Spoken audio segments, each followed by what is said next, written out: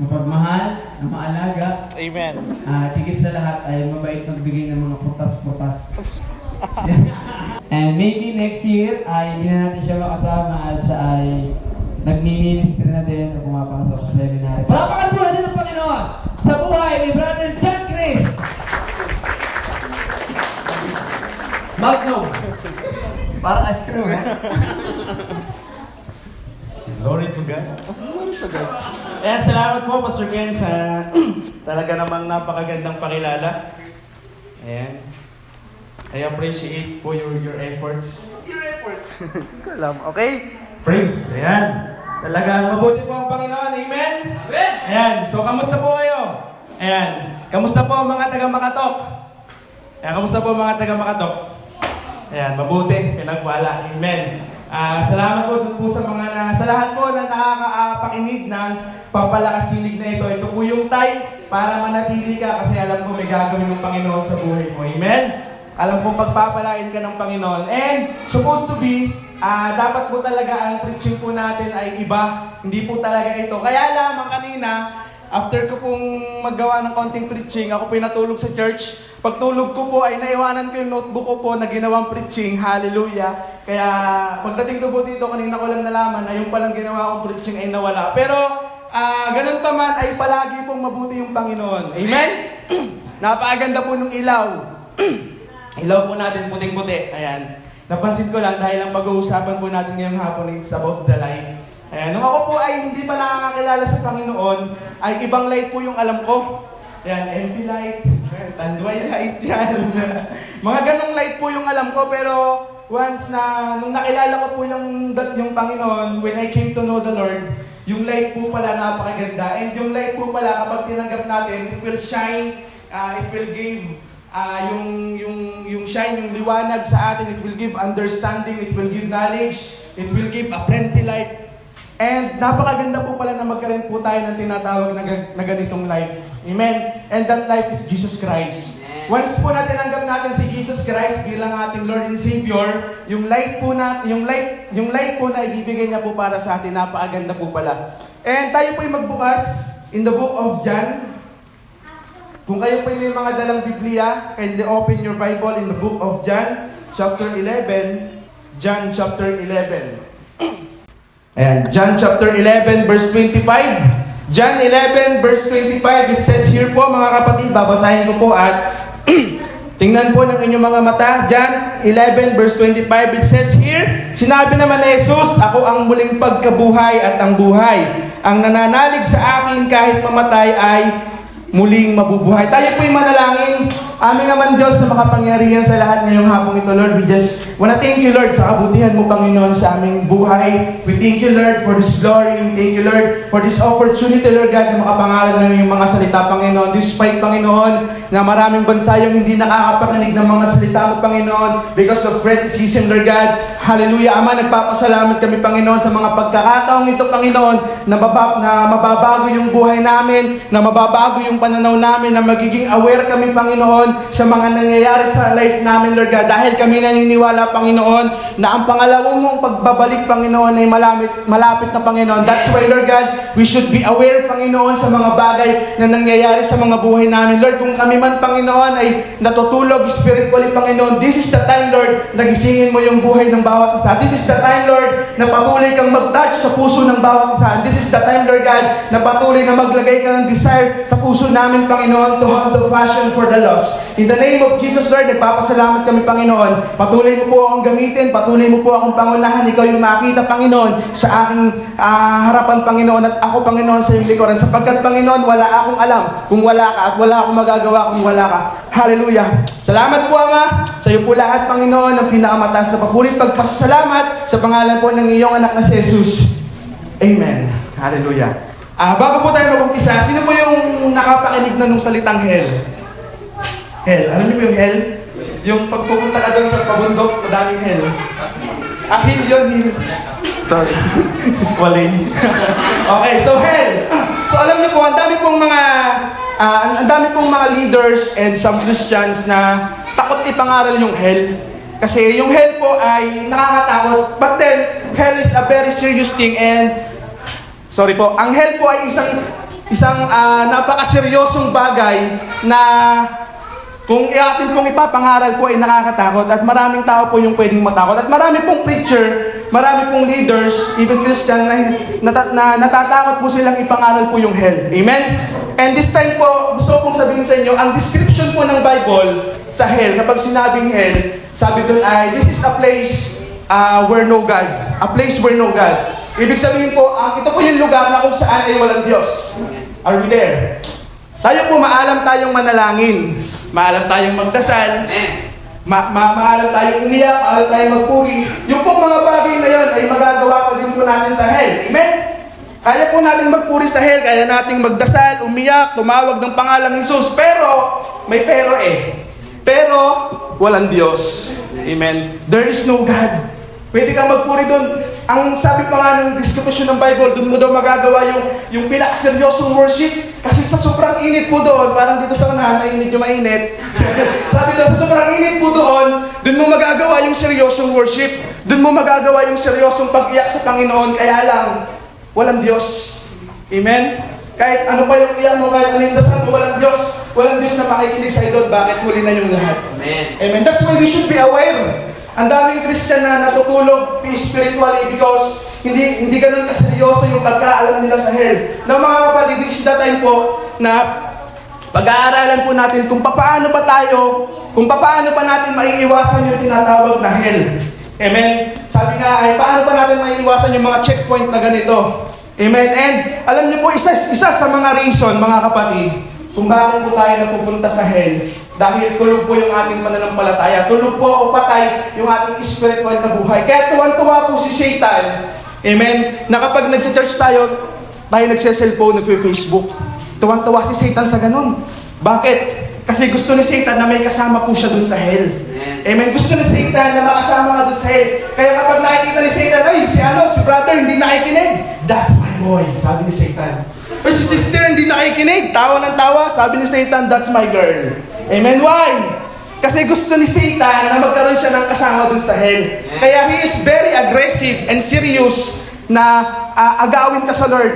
Amen? Ang purpose ni Satan, mga kapatid, ay mangwasak, manira, at kuhanin tayo, agawin tayo sa Lord. Yun yung pinakang purpose niya. Amen? Ang purpose naman ng ating Panginoon, why He came dito po sa earth, sabi po sa Lucas chapter 19 verse 10, upang hanapin at iligtas ng mga nawala. One of my favorite verse, upang hanapin at iligtas ang mga nawala. Now mga kapatid, kung ayaw po nating mapunta sa hell, kinakailangan na meron po tayong gawin. Kinakailangan na maging aware po tayo dun sa mga bagay na nasa paligid po natin.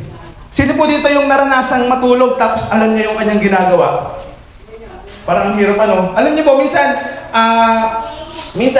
gusto ko pong malaman kung ano yung ginagawa ko kapag ako'y tulog na. So, kasi po yung mama ko ay nagreklamo. Kasi sabi niya, Nak, pag ikay matutulog dito sa bahay, inuunahan ka namin matulog. Bakit po? Ang lakas mo kasing humarap.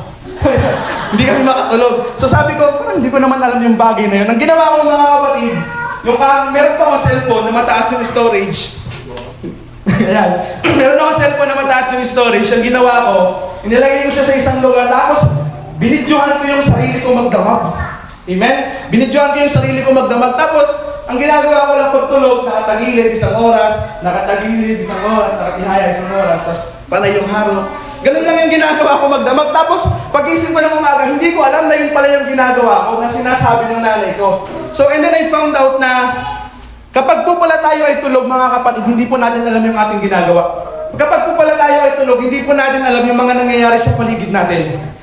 And the Bible tell us that the second coming of Jesus Christ, o sinasabi ng Biblia na yung padalawang pagbabalik ng ating Panginoon is malapit na. Amen. And kapag po tayo ay tulog, wala po tayo ginagawa. Amen. Kapag po tayo patulog-tulog lang sa ating pananampalataya, sabi ni Satan, that's my boy. Amen. Alam mo, kapag gaganon yung ginagawa mo, kapag patulog-tulog ka sa church, kapag tinatamad kang makinig, kapag lagi kang inaantok, huwag kang mag-alala, hindi ka papakailaman ni Satan. Bakit? Kasi sasabihin ni Satan, baka matauhan ka. Amen? Kasi kapag natauhan ka, takot na takot dun si Satan. Bakit? Sira yung plano niya. Sira yung plano niya na kuhanin ka. Now, in the book of John, mga kapatid, hell. Wait lang. Nawala po kasi yung ano ko. Yan, hell. Ang sabi dito, sinabi naman ni Jesus, ako ang muling pagkabuhay at ang buhay. Ang nananalig sa akin kahit mamatay ay muling mabubuhay. Amen. Hallelujah. Alam niyo po, unang pong mga bagay mga kapatid, unang mga bagay mga kapatid, the forgiveness. Sabihin mo nga, the forgiveness. Amen. Kinakailangan mga kapatid na mapatawad ka doon sa inyong mga kasalanan para hindi ka mapunta doon sa tinatawag natin na hell. Amen. Mapatawad ka ng Lord at magpatawad ka, kapatid. Amen. So dito yung naranasan na magkaroon ng kagalit. Amen. Kinakailangan mga kapatid, magkaroon tayo ng tinatawag na pusong nagpapatawad. Amen. Dapat ay maranasan natin na iparanas sa kapwa yung tinatawag na pagpapatawad. Kinakailangan mga kapatid ay patawarin po tayo ng ating Panginoon. By the way, this preaching is not something new. This is something na this is something that remind us na totoo po o malapit na yung pagbabalik ng ating Panginoon. Unang bagay, the forgiveness. Amen. Nagkasala po si Eva at si Adan. Kaya po nagkaroon po tayo ng tinatawag na kasalanan. At ang kabayaran po ng kasalanan is yung kamatayan. Amen? And ang regalo ng ating Panginoon Diyos, ng ating Panginoong Jesus, kung bakit siya napako sa krus, para bigyan ka ng buhay na walang hanggan. Amen? And magkakaroon ka ng buhay na walang hanggan kapag tinanggap mo yung ating pong Panginoon. Amen. And kinakailangan, bago mo tanggapin yung ating Panginoon, nagkaroon ka ng tinatawag na paghingi ng tawad sa ating Panginoon. Confession. Sa Diyos lamang, sa Diyos ka lang hihingi ng tawad, wala nang iba. Amen. Sa Diyos mo lang ilalapit lahat ng paghingi mo ng tawad. Wala kang lalapit ang ibang tao para doon ka manalangin at humingi ng tawad. Dahil si Jesus Christ, siya na po mismo directly. Amen? Directly po yung paghingi ng tawad natin sa ating Panginoon. At si Jesus naman ang naging lunas sa kamatayan sapagkat binigyan niya ng buhay na walang hanggan ang bawat isa. The forgiveness. Pangalawang bagay po mga kapatid, the life. Ang sabi po doon, ako ang buhay. Habang tayo ay nabubuhay pa dito sa lupa, ay papatnubayan tayo ng kanyang banal na Espiritu. Nung tayo po nagkasala, mga kapatid, na wala po yung Holy Spirit. Nung tayo po'y humingi ng tawad sa ating Panginoon, the forgiveness, nung tayo po'y pinatawad po ng ating Panginoon, ang pangako niya sa Book of Acts o sa Aklat ng Gawa, ibibigay niya yung kanyang banal na Espiritu sa kanyang mga anak upang samahan sa mga pamumuhay. Amen. Ngayon, nung tayo po'y naging Kristiyano, tinanggap natin ng ating Panginoon, ibinigay niya po yung tinatawag ng Holy Spirit sa mga Kristiyano upang samahan sa kanilang pamumuhay. Bakit? Kasi po may tinatawag po tayo ng mga spiritual warfare o spiritual battle. Ano po yun? Yung pag-agaw sa iyo ni Satan. Kasi yung kaluluwa mo, yun yung gusto niyang kuhanin. Kaya po ibinigay ng Lord yung Holy Spirit, yung life. Amen? Nung tayo po'y patay sa kasalanan, wala po tayong life. Wala po yung banal na Espiritu. Now that we had already forgiven, o tayo ay pinatawad na ng ating Panginoon, ibinigay niya po yung kanyang banal na Espiritu. Para saan? Para po magkaroon tayo ng tinatawag na discerning. Para hindi na po tayo maagaw ng kaaway. And what is discerning? Amen?